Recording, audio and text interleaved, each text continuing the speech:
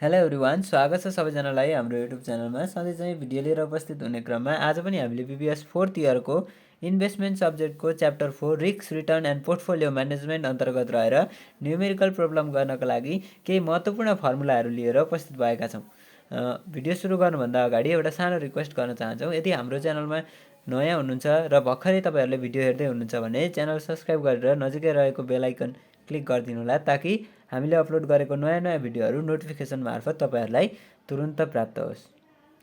ल, अब हामी भिडियो सुरु गर्छौँ।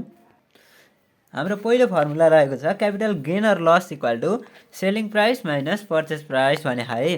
अब कहिलेकाहीँ सेलिङ प्राइस र पर्चेस प्राइस भनेर दिन्छ, कहिलेकाहीँ चाहिँ इन्डिङ भ्यालु र बिगिनिङ भ्यालु भनेर पनि दिन्छ है। अब इन्डिङ भ्यालु भनेको हाम्रो सेलिङ प्राइस हुन्छ, यो लङ पोजिसन अन्तर्गत रहेर हो। अथवा हामीलाई यहाँनिर चाहिँ सेलिङ प्राइस र पर्चेस प्राइस भनेर पनि छुट्याएर दिएको हुन्छ, जसलाई हामीले के भनेर इन्डिकेट गर्छौँ त भन्दाखेरि सेलिङ प्राइस अथवा इन्डिङ भ्यालुलाई P1 भन्ने र पर्चेस प्राइस अथवा बिगिनिङ भ्यालुलाई चाहिँ P0 भन्छौँ। P1 माइनस P0 भनेको के हो? हाम्रो क्यापिटल गेन अर लस। अब हाम्रो P1 को भ्यालु सानो छ है। जस्तो सपोज मानिलिउँ हामीले 500 रुपियाँमा चाहिँ एउटा सेयर किन्यौँ, त्यसलाई चाहिँ हामीले 450 रुपियाँमा बेच्यौँ भने इन्डिङ भ्यालु अथवा सेलिङ प्राइस 450 भयो, अनि पर्चेस प्राइस चाहिँ कति भयो त? 500 भयो। भनेको 450 माइनस 500 हुन्छ, जसको एन्सर चाहिँ हाम्रो केमा आउँछ त? नेगेटिभमा आउँछ। नेगेटिभमा आयो भने के भयो? लस भयो, क्यापिटल लस भयो। र पोजिटिभमा भ्यालु आयो अथवा P1 को भ्यालु अथवा सेलिङ प्राइसको भ्यालु चाहिँ ठुलो छ भने हाम्रो त्यो चाहिँ के हुन्छ? गेन हुन्छ। क्यापिटल गेन र लसको कुरा यहाँबाट छुट्याएर गर्न सकिन्छ है। अब टोटल रिटर्न भनेको छ, टोटल रिटर्न रुपिजमा निकाल्नु पर्यो भने capital gain plus dividend or cash income. अब डिभिडेन्ड पर सेयर दिएको हुनसक्छ हामीलाई, त्यो पर सेयर दिएको छ भने जम्मा टोटल कतिवटा सेयरसँग हामीले ट्रान्जेक्सन गरेको त्योसँग मल्टिप्लाई गर्छौँ। अथवा कहिलेकाहीँ चाहिँ सिधै डिभिडेन्ड इन्कम भनेर पनि दिएको हुन्छ। क्यापिटल गेन हामीले यसरी फाइन्ड गर्ने हो, अथवा कहिलेकाहीँ चाहिँ क्वेसनमा दिएको हुन्छ। यो क्वेसनहरू भनेको हामीलाई 2 मार्क्सको लागि इम्पोर्टेन्ट हुन्छ है। मतलब 2 मार्क्समा चाहिँ हामीले क्यापिटल गेन र लस निकाल्ने, टोटल रिटर्न निकाल्ने, रेट अफ रिटर्न निकाल्ने खालको सोधिरहेको हुन्छ। अब रेट अफ रिटर्न भनेको चाहिँ P1 माइनस P0 भनेको के हो त? P1 माइनस P0 भनेको के हो? हाम्रो क्यापिटल गेन र लस प्लस अब C1 भनेको के हो त? डिभिडेन्ड अथवा क्यास इन्कम। ठिक छ। अब हामीले यसलाई यो होललाई के भन्न सक्ने रहेछौँ? टोटल रिटर्न रुपिज भन्न पनि सक्ने रहेछौँ। डिभाइडेड बाई चाहिँ P0 भनेको बिगिनिङ भ्यालु अथवा पर्चेस प्राइस। ल, अब हाम्रो रेट अफ रिटर्न के हुने भयो त? Total return divide by purchase price भन्दा पनि भयो। अथवा हामीले त्यसलाई एक्सपान्डेड फर्ममा चाहिँ P1 माइनस P0 अनि plus C1 divide by P0 भन्ने भयो। अब करेन्ट इल्ड र क्यापिटल गेन इल्ड भनेर हामीले छुट्याएको छौँ। ल, अब करेन्ट इल्ड र क्यापिटल गेन इल्ड हामीले छुट्याउँदाखेरि पनि हामीले रेट अफ रिटर्न निकाल्न सक्छौँ। जस्तो करेन्ट इल्ड भनेको के हो? C1 divide by P0, C1 divide by P0। हेरौँ है, छुट्याएको मात्रै छ। C1 भनेको के हो त? हाम्रो cash or dividend divide by P0 भनेको बिगिनिङ प्राइस, अनि क्यापिटल गेन इल्ड भनेको चाहिँ P1 minus P0 divide by P0। यही होल फर्मुलालाई चाहिँ हामीले सेपरेट गरेको क्या। एउटा चाहिँ करेन्ट इल्डमा एउटा सेपरेट गरियो, एउटा सेपरेट भनेको करेन्ट इल्डमा गरियो, अर्को क्यापिटल गेन इल्डमा गरियो। अब कहिलेकाहीँ हामीलाई करेन्ट इल्ड र क्यापिटल गेन इल्ड निकाल भनेर क्वेसनमा दिएको हुन्छ, अनि त्यस पछाडि चाहिँ रेट अफ रिटर्न कति हुन्छ भनेर भनेको हुन्छ क्या। त्यस्तो बेलामा के गर्छौँ हामी? करेन्ट इल्ड प्लस क्यापिटल गेन इल्ड भनेको हाम्रो के हुन्छ? रेट अफ रिटर्न टोटलमा हुन्छ। ल, यो हाम्रो 2 मार्क्सको लागि इम्पोर्टेन्ट फर्मुला पनि हो। अब हामी जान्छौँ real risk free rate. Real risk free rate कसरी निक्लिन्छ त भन्दाखेरि यसलाई चाहिँ हामीले के स्टार भनेर डिनोट गर्छौँ अथवा सङ्केत गर्छौँ, आरएफ माइनस आइपी। ठिक छ। अब आरएफ भनेको real nominal risk free rate भयो, आरएफ भनेको nominal risk free rate, minus IP भनेको के हो त? Inflation premium. Nominal risk free रेटमा इन्फ्लेसन प्रिमियम घटायौँ भने के स्टार आउँछ अथवा रियल रिस्क फ्री रेट आउँछ। अब नोमिनल रिस्क फ्री रेट निकाल्नु पऱ्यो भने चाहिँ के गर्छौँ त? के स्टार प्लस आइपी। अब यो चाहिँ कसरी भन्दा यही फर्मुलालाई डेराइभ गरेर चाहिँ हामीले यो निकालेको हो क्या। यही फर्मुलाको आधारमा यो डिराइभ भएको हो भन्न सक्छौँ। कसरी त भन्दा जस्तो यो K star equal to RF minus RP छ। ल, K star equal to RF minus IP छ नि। अब हामीले के निकाल्नु पर्ने छ? आरएफ निकाल्नु पर्ने छ भने आरएफ यो उतापट्टि बस्यो बराबर आरएफ भइहाल्यो। अब के स्टार के रहेको छ त? यो माइनस चाहिँ बराबरदेखि यता आउँदा प्लस आइपी। ठिक छ। आरएफ इक्वल टु हाम्रो फर्मुला के निकालेको छौँ? के स्टार प्लस आइपी हो। यसरी चाहिँ हाम्रो नोमिनल रिस्क फ्री रेट निक्लिन्छ। अब if not clearly mention about real or nominal risk period, यदि हामीलाई क्वेसनमा चाहिँ क्लियरली भनेको छैन रियल रिस्क पिरियड हो कि नोमिनल रिस्क पिरियड भनेर क्लियर भनेको छैन भने it will be nominal rate. यो चाहिँ जहिले पनि के हुन्छ, नोमिनल रेट हुन्छ अथवा के हुन्छ, आरएएफ हुन्छ। ल आरएएफ हुन्छ, क्वेसनले केही भनेको छैन अथवा क्वेसन साइलेन्ट छ भने चाहिँ हाम्रो आरएएफ हुन्छ, दिएको रेट। ल यति बुझेपछि यहाँ पुगिहाल्छ। हामी अरू चाहिँ डिटेल रूपमा हामी क्वेसन गर्दै हेर्छौँ। ल अब अर्को छ हाम्रो required rate of return. Required rate of return RJ भन्नु है, रिटर्न अन स्टक जे भन्न खोजेको। कुनै स्टकको रिक्वायर्ड रेट अफ रिटर्न निकाल्नको लागि के स्टार भनेको के हो त, हाम्रो real risk period plus inflation premium plus RPJ भन्यो है। आरपिजे भनेको risk premium on investment. Risk premium चाहिँ कस्तो छ त, आरपिजे। अब एक्सपेक्टेड इन्फ्लेसन प्रिमियमलाई आइपी भनिन्छ है। यहाँनिर चाहिँ यो जुन यी साङ्केतिक रूपमा दिएका शब्दहरू छन् अथवा कोडहरू छन्, यिनीहरूलाई चाहिँ हामीले के गरेको छौँ त, एक्सप्लेन गरेको छौँ। भनेको के स्टार भनेको हाम्रो रियल रेट अथवा रियल रिस्क पिरियड, ठिक छ। त्यस पछाडि आइपी भनेको एक्सपेक्टेड इन्फ्लेसन प्रिमियम, यो आइपी भनेको। अनि आरपिजे भनेको के रहेछ, रिस्क प्रिमियम अन इन्भेस्टमेन्ट, इन्भेस्टमेन्टमा भएको रिस्क प्रिमियम। र आरजे भनेको चाहिँ यो रिक्वायर्ड रेट अफ रिटर्न भइहाल्यो है।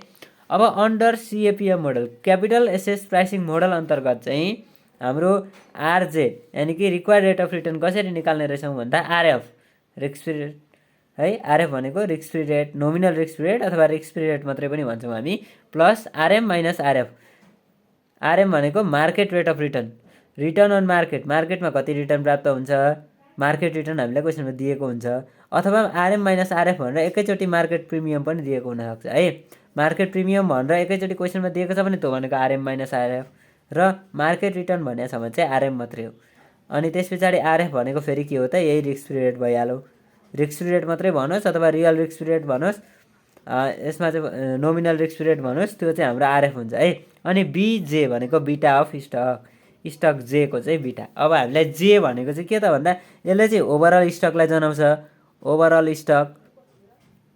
स्टकलाई हामीले जे भन्यौँ, तर यसको नाम चाहिँ अब हाम्रो ABCXYZ जे पनि हुनसक्छ है, जे पनि हुनसक्छ। हामीलाई क्वेसनमा दिएअनुसारले हामीले राख्ने हो स्टकको नाम चाहिँ। ल यति भएपछि अब हामी होल्डिङ पिरियड अफ रिटर्नमा जान्छौँ। होल्डिङ पिरियड अफ रिटर्न पनि दुई तरिकाको हुन्छ, एउटा सिङ्गल पिरियड रिटर्न र अर्को चाहिँ मल्टी पिरियड रिटर्न। अब त्यो पनि हामी हेर्छौँ। त्यस पछाडि होल्डिङ पिरियड रिटर्न निकालिसकेपछि चाहिँ अनि हामी बल्ल कहाँ जान्छौँ त, इफेक्टिभ एनुअलाइज एसपिआर अनि effective annualize holding period of रिटर्नमा जान्छौँ। ल अब हेरौँ।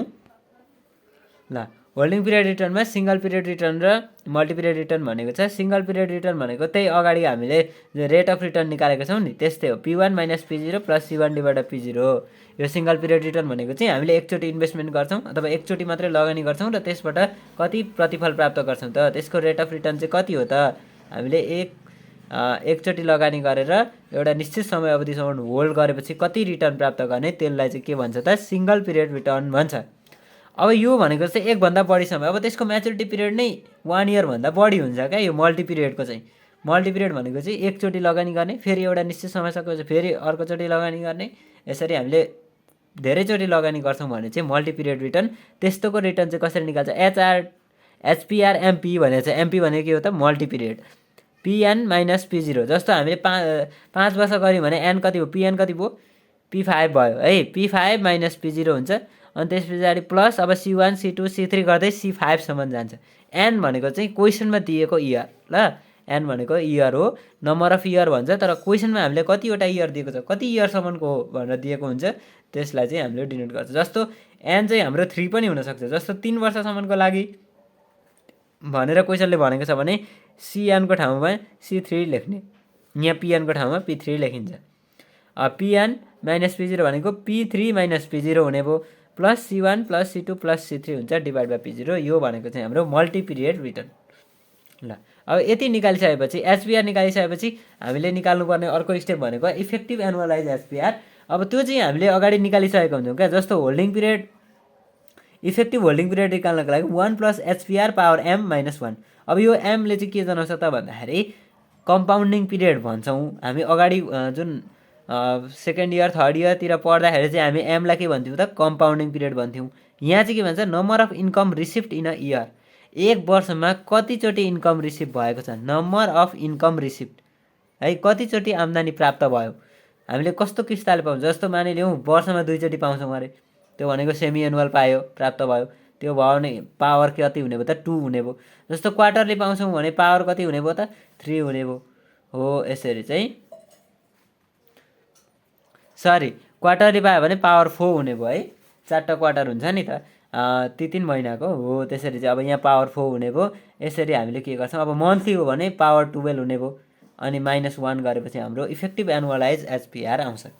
अब अर्को चाहिँ हाम्रो एक्सपेक्टेड रेट अफ रिटर्न भन्ने छ। अन द बेसिस अब यहाँनिर पनि हिस्टोरिकल रिटर्न र प्रोबेबिलिटी डिस्ट्रिब्युसनको केस आउँछ है। अब एक्सपेक्टेड रिटर्न जब हामी यो 8 नम्बरको फर्मुलामा गयौँ, यहाँदेखि उँधोको भनेको हाम्रो जुन फर्मुलाहरू छन् यी चाहिँ हामीलाई लङ एन्सर क्वेसनको लागि यानि कि 10 मार्क्स अथवा 15 मार्क्सको लागि इम्पोर्टेन्ट फर्मुलाहरू हुन्। अब expected rate of return historical return अन्तर्गत रहेर पनि एक्सपेक्टेड रेट अफ रिटर्न निकाल्नु पर्यो, र अर्को भनेको प्रोबेबिलिटी डिस्ट्रिब्युसन अन्तर्गत रहेर पनि हामीले एक्सपेक्टेड रेट अफ रिटर्न कसरी निकाल्ने त्यो पत्ता लगाउनु पर्यो, त्यो जान्नु पर्यो क्या। अब on the basis of historical return भन्यो, हिस्टोरिकल डाटा दिएको केसमा चाहिँ हामीले कसरी निकाल्छौँ भन्दाखेरि एउटा रहेछ एचपिआर 1 प्लस एचपिआर 2 प्लस एचपिआर 3, यो भनेको holding period of written first year second year third year, अब कति इयरसम्मको दिएको छ त्यो divide by number of holding period, अथवा कति वर्षसम्म हामीले होल्ड गऱ्यौँ नम्बर अफ पिरियड, यो एचपिआरबाट जतिवटा गरेको छौँ डिभाइड बाई एन भनेको त्यति नै हुन्छ। यो भनेको अर्थमेटिक मिन अनुसार, ठिक छ, अर्थमेटिक मिन अनुसार। होल्डिङ हिस्टोरिकल रिटर्न चाहिँ अर्थमेटिक मिन अनुसार निकाल्नु पर्ने भयो भने हामीले यो फर्मुला लायौँ। जेनरली हामीलाई सोध्ने भनेको यही अर्थमेटिक मिनवाला नै सोधिदिन्छ है, यो ख्याल गर्नु होला। अर्को छ यो जोमेट्रिक मिन अन्तर्गत रहेर, यो चाहिँ हामीलाई बिरलै सोध्छ, कम्ती मात्रै सोध्छ। यसबाट निकाल्नु पर्यो भने चाहिँ 1 प्लस एचपिआर 1 टाइम्स 1 प्लस एचपिआर 2 फेरि टाइम्स 1 प्लस एचपिआर 3, यो भनेको पनि एचपिआर एनसम्म जतिवटा पिरियडसम्मको दिन्छ, जति वर्षसम्मको दिन्छ, यसरी नै मल्टिप्लाई गर्दै गर्दै जाने पावर -1 हुन्छ है, लास्टमा चाहिँ -1 हुँदो रहेछ। अनि यति गरेपछि हाम्रो के आयो त जोमेट्रिक मिन अन्तर्गत रहेर एक्सपेक्टेड रेट अफ रिटर्न आउने भयो हिस्टोरिकल रिटर्न अथवा हिस्टोरिकल डाटा दिएको बेला। अब अर्को छ प्रोबेबिलिटी डिस्ट्रिब्युसन अन्तर्गत रहेर चाहिँ हामी कसरी निकाल्छौँ त्यो पनि हेरौँ। अब प्रोबेबिलिटी डिस्ट्रिब्युसन दिएको केसमा चाहिँ हाम्रो के हुने रहेछ त भन्दाखेरि expected return summation return on stock J into probability. अब दिएको प्रोबेबिलिटीहरू क्या, जस्तो प्रोबेबिलिटीको भ्यालु भनेको कति हुन्छ त 1 हुन्छ। अब त्यहाँनिर अब दिएको कन्डिसनमा कति कति प्रोबेबिलिटी छ त, रिटर्नहरूमा कति प्रोबेबिलिटी छ, इन्डिभिजुअल मल्टिप्लाई गरिदिने, अनि त्यसको सम चाहिँ के हुने रहेछ हाम्रो एक्सपेक्टेड रेट अफ रिटर्न हुने रहेछ। यो हामी क्यालकुलेसन गर्दाखेरि अथवा सोल्युसन गर्दाखेरि अझै डिटेलमा क्लियरली बुझ्नेछौँ है। अब त्यस पछाडि अर्को छ internal rate of return. Internal rate of रिटर्नको कुरा पनि अगाडि गरेको छौँ। जस्तो हाम्रो यो चाहिँ भनेको डिस्काउन्ट जुन फ्युचर भ्यालुहरू छन् त्यो फ्युचर भ्यालुहरूको आजको कन्भर्टेड भ्यालु र इनिसियल इन्भेस्टमेन्टको भ्यालु चाहिँ 0 बनाउने काम केले गर्छ त भन्दा इन्टरनल रेट अफ रिटर्न त्यस्तो रेट हो। इन्टरनल रेट अफ रिटर्न भनेको जुन रेट चाहिँ फ्युचर आउने जुन क्यास फ्लो छन्, फ्युचर क्यास फ्लोहरू छन्, त्यो क्यास फ्लोको आजको भ्यालुमा कन्भर्ट गरेको भ्यालु जति हुन्छ र हामीले लगानी गरेको पैसा जति हुन्छ त्यो दुईटालाई बराबर बनाउने रेट चाहिँ के हो त इन्टरनल रेट अफ रिटर्न हो। यो इन्टरनल रेट अफ रिटर्न निकाल्ने फर्मुला भनेको लोअर रेट, अब हामीले यहाँनिर ट्रायल एन्ड मेथड युज गर्नै पर्छ है, रियल रेट लोअर रेट अनि प्लस पिबिएलआर भनेको प्रेजेन्ट भ्यालु, लोअर रेटमा ट्राई गर्दाखेरि अथवा लोअर रेटको प्रेजेन्ट भ्यालु कति छ माइनस CF0 भनेको हामीले लगानी गरेको पैसा, ल सुरुमा लगानी गरेको पैसा अथवा इनिसियल इन्भेस्टमेन्ट भनेर यहाँ मैले देखाइदिएको पनि छु, डिभाइड बाई पिबिएलआर भनेको लोअर रेटमा ट्राई गर्दाखेरिको पिबी कति हुन्छ माइनस पिबिएचआर भनेको चाहिँ हायर रेटमा ट्राई गर्दाको पिबी कति हुन्छ, अनि इन्टु एचआर माइनस एलआर। यो इन्टरपोलेसनबाट गरेर आउने हो, सुरुमा चाहिँ हामीले ट्राई नै गर्नुपर्ने हुन्छ है। अब PB equal to FBN divide by 1 plus IRR power an, यो फर्मुला पनि हाम्रो आउन सक्छ। म्याक्सिमम युज चाहिँ यो हुन्छ, तर 2 मार्क्समा चाहिँ सोध्यो भने प्रेजेन्ट भ्यालु दिन्छ, फ्युचर भ्यालु पनि दिन्छ, अनि आइआरआर निकाल भनेर क्वेसनले कहिलेकाहीँ सोध्न सक्छ। त्यस्तो केसमा हामीले यो फर्मुला लगाइन्छ, PB equal to FB divide by 1 plus IRR power N गरेर यो फर्मुला लगाएर पनि हामीले इन्टरनल रेट अफ रिटर्नलाई फाइन्ड आउट गर्ने गर्छौँ है। अब हामी अर्को हेरौँ। ल अर्को हाम्रो ग्रोथ रेट रहेछ। ग्रोथ रेट पनि सेम हुन्छ, PB equal to FBN divide by 1 plus G power N. अघि हाम्रो के थियो त 2 मार्क्सवालामा आउँछ है भनेर मैले जुन आइआरआरको फर्मुला लेखाएको थिएँ, सेम यहाँ पनि त्यस्तै हुन्छ। जस्तो PV equal to present value आजको भ्यालु चाहिँ future value divide by 1 plus जीको पावर एन। यो रिलेसनबाट हाम्रो ग्रोथ रेट निक्लिन्छ है। यो ग्रोथ रेट निकाल्न सजिलो छ।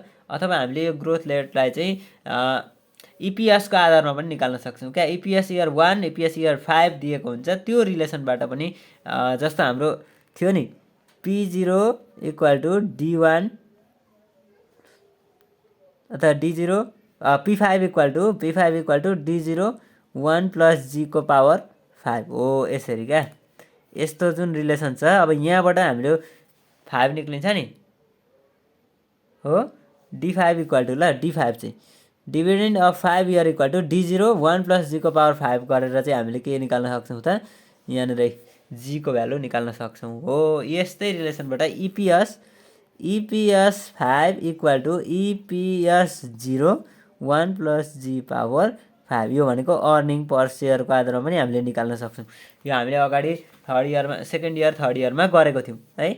अब अहिले चाहिँ हामीले यो फर्मुला लाएर पनि गर्न सक्छौँ। अथवा यो केस दिएको छ हामीलाई इपिएसको चाहिँ ट्रेन्ड बढ्दो रूपमा इन्क्रिजिङ ट्रेन्ड, अथवा इपिएसको जुन हामीलाई डाटा दिएको छ 3-4 वर्षको भने त्यो रिलेसनबाट पनि हामीले जी निकाल्न चाहिँ सक्छौँ। तर जेनरली हामीलाई यही कन्डिसनवाला नै दिएको हुन्छ है। अब measuring risk of single assets भनेको एकल सम्पत्तिहरू अथवा इन्डिभिजुअल एसेट्सहरूको चाहिँ रिस्क मेजरमेन्ट गर्नु पर्यो। अगाडि हामीले थ्योरी पार्टमा पनि हेरेको थियौँ measuring risk of single assets भनेर। अब त्यो गर्नको लागि चाहिँ हामीलाई भेरिएन्स, एउटा स्ट्यान्डर्ड डेभिएसन र कोएफिसिएन्ट अफ भेरिएसन निकाल्नु पर्ने थियो। यहाँ पनि सेम हामीले त्यही नै गर्छौँ। भेरिएन्स भनेको स्ट्यान्डर्ड डेभिएसनको स्क्वायर हो। अब यो पनि दुईवटा कन्डिसनमा हुन्छ, हामीले अगाडि पनि छलफल गरिसक्यौँ। प्रोबेबिलिटी डिस्ट्रिब्युसन दिएको अवस्थामा र अर्को भनेको हिस्टोरिकल रिटर्नको आधारमा है अथवा अवस्थामा। जस्तो expected summation RJ minus ERJ. RJ भनेको रिटर्न अन स्टक जे। अब हाम्रो स्टकको नाम जे पनि हुनसक्छ, एबिसी XYZ जे हुनसक्छ, त्यो नाम लेखिदिने। आरजे माइनस एक्सपेक्टेड रिटर्न हामीले निकाल्छौँ कसरी भन्दाखेरि प्रोबेबिलिटीसँग, हरेकको प्रोबेबिलिटीसँग मल्टिप्लाई गरेर probability into return on stock J गर्ने भने के आउँछ, एक्सपेक्टेड रिटर्न अन स्टक जे आउँछ। त्यसको आरजे माइनस इआरजे को होल स्क्वायर इन्टु पी गरिदिने। यो भनेको प्रोबेबिलिटी डिस्ट्रिब्युसन दिएको अवस्थामा भेरिएन्सको भ्यालु फाइन्ड आउट गर्ने फर्मुला हो। अब यदि प्रोबेबिलिटी नदिएर हामीलाई हिस्टोरिकल डाटा दिएको छ भनेको विगतका वर्षहरूमा हाम्रो भेरिएन्स कस्तो थियो अथवा भेरिएन्स कसरी निकालेको थियौँ, कति रिटर्नहरू थियो, त्यसको आधारमा पनि हामीले भेरिएन्स निकाल्नुपर्ने हुन्छ। त्यस्तो अवस्थामा चाहिँ RJ minus R bar J को whole square divided by N minus 1 गरिदिन्छौँ। यो भनेको भेरिएन्स हिस्टोरिकल रिटर्नको आधारमा हो है। अब अर्को स्ट्यान्डर्ड डेभिएसन भनेको जुन हामीले यो फर्मुला राखेको हुन्छौँ अथवा यसबाट जति भ्यालु आएको हुन्छ त्यसलाई रुट अन्डरभित्र हालिदिउँ भने हाम्रो के आउँछ त, स्ट्यान्डर्ड डेभिएसन आउँछ। यही फर्मुलामा तपाईँले रुट हालिदिनु भयो भने के हुन्छ, यो स्ट्यान्डर्ड डेभिएसन बन्छ। अब स्ट्यान्डर्ड डेभिएसनबाट भेरिएन्स लान पनि त्यही रुट हटाइदिनु भयो भने अथवा यहाँ जति अब स्ट्यान्डर्ड डेभिएसनको भ्यालु आएको हुन्छ त्यसलाई स्क्वायर गरिदिनु भयो भने के हुन्छ, भेरिएन्स आउँछ। यो दुईवटा बिचमा चाहिँ एकदमै धेरै रिलेसन छ है। मतलब कि यसको स्क्वायर भनेकै भेरिएन्स हो, यसको रुट भनेकै स्ट्यान्डर्ड डेभिएसन हो। अब कोएफिसिएन्ट अफ भेरिएसन चाहिँ कसरी निकाल्ने भन्ने कुरो हुन्छ। कोएफिसिएन्ट भेरिएसन भनेको चाहिँ पर युनिट रिस्क मेजर गर्नको लागि काम लाग्छ। यसले चाहिँ टोटल रिस्कलाई मेजर गर्छ, ठिक छ। बिटाले भनेको हाम्रो के गर्छ, बिटाले सिस्टमेटिक रिस्कलाई मेजर गर्छ। यो हामीले पढिसकेको छौँ है योभन्दा अघिल्लो क्लासमा। सिस्टमेटिक रिस्कलाई मेजर गर्ने काम केले गर्छ, बिटाले गर्छ। टोटल रिस्कलाई केले गर्छ, टोटल रिस्कलाई स्ट्यान्डर्ड डेभिएसनले गर्छ भने कोएफिसिएन्ट अफ भेरिएसन सिबीले चाहिँ के गर्छ, पर युनिट रिस्क मेजर गर्छ। पर युनिट रिस्क यो भनेको पर युनिट टोटल रिस्क नै हो हुन चाहिँ। पर युनिट रिस्कलाई मेजर गर्ने काम चाहिँ सिबीले गर्छ। अब हामी सिबीको फर्मुला हेर्छौँ। स्ट्यान्डर्ड डेभिएसन जे भनेको अब कुन स्टकको नाम दिएको हुन्छ, standard deviation J divide by expected return on stock J भनेर चाहिँ हामी सिबीलाई चाहिँ निकाल्न सक्छौँ। यसबाट चाहिँ पर युनिट रिस्क आउँछ। यसको एकाइ युनिट चाहिँ हामीले लास्टमा चाहिँ जस्तो भ्यालु आएको हुन्छ त्यस्तै नै छोडिदिन्छौँ क्या। यसको चाहिँ पर्सेन्टेज रुपिज केही हुँदैन, यो सिङ्गो भ्यालु हो। यसको चाहिँ पर युनिट रिस्क, एक युनिटमा कति रिस्क रहेछ हामीले त्यो फाइन्ड आउट गर्छौँ र यसको आधारमा हामीले म्याक्सिमम डिसिजनहरू यसको आधारमा दिन्छौँ। स्टक रिस्की हो कि रिस्की हो कि, हामीले जुन लगानी गर्दाखेरि कुन विकल्प अथवा कुन अल्टरनेटिभलाई चाहिँ चुज गर्ने भन्ने कुरा म्याक्सिमम डिसिजन योमा डिपेन्ड गर्छ।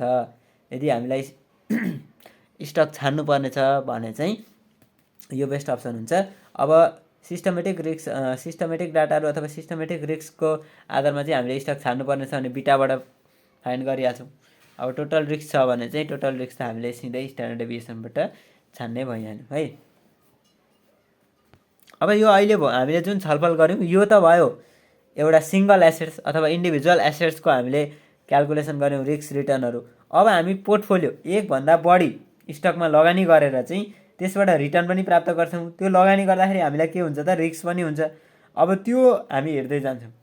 जस्तो यहाँ के भन्यो भने पोर्टफोलियो स्ट्यान्डर्ड डेभिएसन भन्यो है।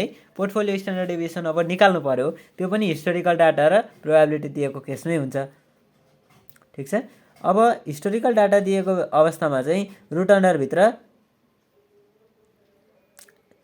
Summation RP minus R bar P, अघिको जस्तै यहाँनिर के थियो आरजे माइनस आर बार जे थियो अथवा इआरजे थियो भने अब यहाँ चाहिँ return on portfolio minus average return on portfolio divide by N minus one, यसको whole square divide by N minus one गऱ्यो भने के आउने भयो हिस्टोरिकल रिटर्न अन्तर्गत अथवा हिस्टोरिकल डाटा दिएको अवस्थामा पोर्टफोलियो स्ट्यान्डर्ड डेभिएसन निकाल्ने भयौँ। अर्को भनेको चाहिँ RP minus ERP, return on portfolio minus expected return on पोर्टफोलियोको होल स्क्वायर इन्टु पी गरियो भने रुट अन्डरभित्र हाल्यो भने त्यसलाई के आउने भयो त स्ट्यान्डर्ड डेभिएसन पोर्टफोलियोको आउने भयो। अब जहाँ आरपी भनेको रिटर्न अन पोर्टफोलियो भनेको चाहिँ weight of stock A into return on stock A, weight of stock B into return on stock B, weight of stock C into return on stock C. अब हामीलाई कतिवटा स्टकको दिएको छ त्यो अनुसारले चाहिँ हामीले गर्दै जानु पर्यो है। जेनरली हामीलाई यहाँनिर 2टादेखि 3टा दिन्छ। अब डब्लुए भनेको हामीले ए भन्ने एसेट्समा अथवा ए भन्ने अल्टरनेटिभमा कति प्रतिशत लगानी गऱ्यौँ, आफ्नो टोटल वेल्थमध्ये कति प्रतिशत लगानी गऱ्यौँ यो कुरा वेट अफ स्टक एले जनायो। अनि त्यो जुन स्टक ए अथवा अल्टरनेटिभ एले हामीलाई रिटर्न कति दिँदैछ त्यो पनि हामीले इन्डिभिजुअल त निकालिसकेको हुन्छौँ नि त। यो जुन हाम्रो पोर्टफोलियो निकाल्नको लागि इन्डिभिजुअल चाहिँ अगाडि निकाल्नै परेको हुन्छ है, निकाल्नै पर्छ। Weight of stock A into return on stock A plus weight of stock B into return on stock B गर्दाखेरि चाहिँ पोर्टफोलियो आउँछ। 3टाको दिएको अवस्थामा पछि हामी क्वेसन गर्दै हेरौँला है त। ल अब यो पछाडि हामीले कोभेरिएन्स पनि हिस्टोरिकल डाटा दिएको अवस्थामा र प्रोबेबिलिटी डिस्ट्रिब्युसन दिएको अवस्थामा नै निकाल्नुपर्ने हुन्छ। त्यस पछाडि कोएफिसिएन्ट अफ कोरिलेसन है, कोएफिसिएन्ट कोरिलेसन पनि निकाल्नुपर्ने हुन्छ। यो भनेको हामी हेर्दै जान्छौँ ल क्रमसँग। ल कोभेरिएन्स भनेको छ कोभेरिएन्स एबी। अब यहाँनिर मैले स्टक ए र स्टक बीकै कुरा गरेँ, कहिलेकाहीँ एक्सवाई हुनसक्ला, यसमा बिसी हुनसक्ला, स्टक बी र स्टक सी पनि हुनसक्छन् नि त, एमएन हुनसक्लान्, यो चाहिँ जे पनि हुनसक्छ, स्टकको नाम चाहिँ जे हुनसक्छ। कोभेरिएन्स निकाल्दै गर्दाखेरि summation RA minus R bar A into RB minus R bar B divide by N minus one गरियो भने हाम्रो कोभेरिएन्स आउने रहेछ हिस्टोरिकल डाटा दिएको अवस्थामा है, विगतको डाटाहरू दिएको अवस्थामा। विगतको डाटाहरू अथवा जस्तो 3-4 वर्षको डाटा अनि त्यस पछाडि त्यसको चाहिँ रिटर्नहरू दिएको अवस्थामा चाहिँ हामीले कोभेरिएन्स निकाल्नुपर्ने छ भने हामीले summation RA minus R bar A times RB minus R bar B divided by N minus one गऱ्यो भने कोभेरिएन्स निक्लिने रहेछ। अब यदि प्रोबेबिलिटी दिएको अवस्था छ भने कोभेरिएन्स निकाल्ने भनेको summation RA minus expected return on stock A into RB minus expected return on stock B into probability गरिदिन्छौँ। त्यो गर्दाखेरि प्रोबेबिलिटी डिस्ट्रिब्युसन दिएको अवस्थामा कोभेरिएन्स निक्लिन्छ। अब कोएफिसिएन्ट अफ कोरिलेसन, त्यो दुईवटा स्टक बिच चाहिँ कस्तो सम्बन्ध रहेको छ त है, कस्तो दिशामा ती अगाडि बढिरहेका छन् त ती स्टकहरू भन्ने कुरा चाहिँ हाम्रो आरएबीले देखाउँछ। आरबीको फर्मुला भनेको चाहिँ covariance between stock A and stock B divide by standard deviation A into standard deviation B. अब यसको भ्यालु चाहिँ है यो पनि भनिहालौँ, यसको भ्यालु ठ्याक्कै +1 पनि हुनसक्छ, अर्को के हुन्छ ठ्याक्कै -1 पनि हुनसक्छ, अर्को भनेको +1 र -1 को बिचमा हुनसक्छ, +1 र -1 को बिचमा हुनसक्छ। ठ्याक्कै +1 भयो भने के हो त त्यो भन्दाखेरि एउटा स्टकको रिटर्न बढ्दाखेरि अर्को स्टकको रिटर्न पनि बढ्छ पोजिटिभली क्या, एउटा बढ्दा अर्को पनि बढ्छ भने त्यो ठ्याक्कै +1 भएको इन्डिकेटर हो। भनेको ठ्याक्कै +1 छ भने हाम्रो एउटा स्टकको रिटर्न बढ्दा अथवा एउटा स्टकको रिस्क बढ्दाखेरि अर्को स्टकको पनि रिस्क अथवा रिटर्न बढेर जान्छ। यो भनेको पोजिटिभ पर्फेक्ट पोजिटिभ कोरिलेसन भयो। त्यस पछाडि नेगेटिभ भनेको चाहिँ एउटा बढ्दा अर्को घट्ने हुन्छ है, एउटा बढ्यो भने चाहिँ अर्कोको स्टकको चाहिँ हाम्रो प्रॉफिट अथवा के भन्छ त रिटर्न चाहिँ घटेर जान्छ भने त्यो माइनस भयो, पर्फेक्ट नेगेटिभ भयो त्यस पछाडि अर्को भनेको चाहिँ यो भनेको चाहिँ ठ्याक्कै क्या जस्तो +1 पनि होइन -1 पनि होइन, अब 0.8 0.7 यस्तो छ भने चाहिँ हाम्रो त्यो भनेको चाहिँ +1 र -1 को बिचमा पर्ने हो। यसमा अब चाहिँ यहाँनिर हेरौँ डिसिजन लेख्दै गर्दाखेरि +1 भएकोलाई हामीले कन्ट्रोल गर्न सक्दैनौँ है, मतलब कि हामीले रिस्क घटाउन सक्दैनौँ। यो भनेको त अब पोर्टफोलियोको कुरामा हुन्छ नि त, कोरिलेसन कोएफिसिएन्ट कोभेरिएन्स भनेको हाम्रो सबै पोर्टफोलियोसँग रिलेटेड हुन्। अब +1 भएकोमा हामीले जुन अब अल्टरनेटिभहरू हुन्छन् ती अल्टरनेटिभहरूमध्येमा बेस्ट अल्टरनेटिभ जसले बढी रिटर्न दिन्छ, बढी रिटर्न दिनेलाई हामीले के गर्नु पर्यो, सेलेक्ट गर्नु पर्यो। एउटा मात्रै सेलेक्ट गर्ने क्या यसमा चाहिँ, यो +1 भएकोमा चाहिँ। अब यो -1 भएकोमा चाहिँ के गर्छौँ त भन्दाखेरि हामीले यसरी -1 यदि कोरिलेसन कोएफिसिएन्ट -1 आएको छ भने यो पोर्टफोलियोमा लगानी गर्न फाइदा छ, किनभने पोर्टफोलियोमा लगानी गरेरै हामीले रिस्कलाई चाहिँ के गर्न सक्छौँ, रिस्कलाई चाहिँ 0 बनाउन सक्छौँ, अथवा 0 नबनाए पनि रिस्क एकदम लोएस्ट पोइन्टमा लान सक्छौँ -1 छ भने। र +1 र -1 को बिचमा छ भने चाहिँ हामीले रिस्कलाई पोर्टफोलियोमा लगाएर केही हदसम्म घटाउन सक्छौँ ल, पुरै 0 पार्न चाहिँ सक्दैनौँ यो कन्डिसनमा। यो कोरिलेसनले यति बुझाउँछ। अब अर्को छ पोर्टफोलियो स्ट्यान्डर्ड डेभिएसन। अब यो पोर्टफोलियो स्ट्यान्डर्ड डेभिएसन चाहिँ कोभेरिएन्स र कोरिलेसन कोएफिसिएन्ट दिएको अवस्थामा दुईटा कन्डिसन अनुसार हामीले निकाल्नुपर्ने हुन्छ। यदि हामीलाई क्वेसनमा कोभेरिएन्स दिएको छ भने हामीले पोर्टफोलियो स्ट्यान्डर्ड डेभिएसन यो फर्मुला लाएर निकाल्छौँ, तल्लो सेकेन्डवाला के छ त, W² into standard deviation square A भनेको वेट अफ एमा लगानी गरेको वेटको स्क्वायर अनि स्ट्यान्डर्ड डेभिएसन ए को स्क्वायर, त्यस पछाडि बीमा लगानी गरेको वेटको square into standard deviation B को square +2 covariance between stock A and stock B into weight of stock A and weight of stock B, सबै मल्टिप्लिकेसन बिचमा प्लस छन् है, यहाँ प्लस छ यहाँ प्लस छ। ठिक छ, यति ख्याल गरेपछि यो पुगिहाल्छ। अब यदि यो कोभेरिएन्स नदिएर कोरिलेसन कोएफिसिएन्ट दिएको छ भने चाहिँ हाम्रो के थपिन्छ त, कोभेरिएन्सको ठाउँमा कोरिलेसन कोएफिसिएन्ट आयो, अरू सेम छ है फर्मुला, यो 2 पनि सेम नै छ, कोभेरिएन्सको ठाउँमा कोरिलेसन आयो, weight of stock A weight of stock B पनि छँदैछ। अब थपिने भनेको स्ट्यान्डर्ड डेभिएसन ए र स्ट्यान्डर्ड डेभिएसन बी। यो किन थपियो पनि म यहाँ देखाइदिन्छु फर्मुला डेरिभेसन गरेर। जस्तो सिओभी एबी भनेको के हो, सिओभी एबीको फर्मुला के हो भन्दाखेरि RAB into standard deviation A into standard deviation B. ठिक छ, सिओभी एबीको फर्मुला यो भने आरएबीको फर्मुला के हो, COV AB divide by standard deviation A standard deviation B. ल अब यो भयो अरे। अब फर्मुलामा हेरौँ त, जस्तो सिओभी एबी हामीले राख्यौँ भने के गर्नु पर्यो त, वेट अफ स्टक ए र वेट अफ स्टक बी राख्यौँ। ठिक छ, अब यदि सिओभी एबी नै छैन भने चाहिँ हामीले के राख्ने, RAB standard deviation AB, RAB standard deviation A standard deviation B यो पनि राख्नु पर्यो, अनि वेट अफ स्टक ए र स्टक बी त आउने नि भइहाल्यो। हो, यसरी चाहिँ यो डेरिभेसन भएको हुन्छ। यदि हामीलाई क्वेसनमा पोर्टफोलियो स्ट्यान्डर्ड डेभिएसन निकाल्नु छ र कोभेरिएन्स दिएको छ भने दोस्रो फर्मुला लगाइदिने, कोरिलेसन दिएको छ भने फर्स्ट फर्मुला लगाइदिने, यो ख्याल गर्नु होला। अब सिस्टमेटिक रिस्क हामी कसरी मेजरमेन्ट गर्दो रहेछौँ। अब रिस्क दुई प्रकारको हुन्छ भने चाहिँ एउटा सिस्टमेटिक रिस्क, अर्को अनसिस्टमेटिक रिस्क।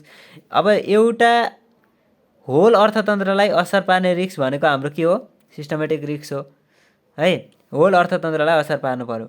अब यो भनेको चाहिँ एउटा कुनै अनसिस्टमेटिक रिस्क भनेको चाहिँ एउटा कुनै सङ्गठन विशेषलाई मात्र असर गर्ने रिस्क, एउटा कुनै सङ्गठन विशेषले मात्रै त्यो जोखिम वहन गर्नुपर्छ भने त्यसलाई अनसिस्टमेटिक रिस्क भन्छ। अब सिस्टमेटिक रिस्क निकाल्नु पर्यो भने कोभेरिएन्स अफ स्टक जेएम भनेको छ स्टक जे र मार्केटको बिचमा। अब यहाँ स्टक जेमा चाहिँ स्टकहरू जे पनि हुनसक्छ, नाम मैले अघि पनि भनिसकेँ, XYZ ABC जे पनि हुनसक्छ। Covariance between stock and market divide by standard deviation of market, यो भनेको सिस्टमेटिक रिस्क निकाल्ने फर्मुला। अब अनसिस्टमेटिक रिस्क निकाल्नु पर्यो भने हाम्रो फर्मुला के हुने रहेछ भन्दाखेरि स्ट्यान्डर्ड डेभिएसन जे भनेको स्टकको स्ट्यान्डर्ड डेभिएसन अनि 1 minus RJM correlation coefficient between stock J and market. अब स्टकको नाम फरक हुन सक्ला, जे को ठाउँमा चाहिँ एबिसी XYZ MN OP जे पनि हुन सक्छ। अब टोटल रिस्क भनेको चाहिँ सिस्टमेटिक रिस्क र अनसिस्टमेटिक रिस्क, यो जुन दुईटा भ्यालु आएको हुन्छन् तिनीहरू आएको भ्यालुहरू दुईटा जोडिदिउँ भने हाम्रो टोटल रिस्क निक्लिन्छ। अब बिटा अफ इन्डिभिजुअल एसेट्स, इन्डिभिजुअल एसेट्सको बिटा पनि निकाल्नुपर्ने हुन्छ। अब बिटाबाट हामीले बिटाले के मेजरमेन्ट गर्छ त, सिस्टमेटिक रिस्कको मेजरमेन्ट गर्छ।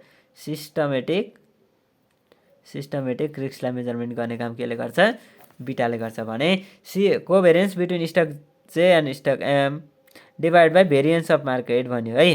कोभेरिएन्स between stock J and stock M divide by variance of market भनेको चाहिँ बिटा जे।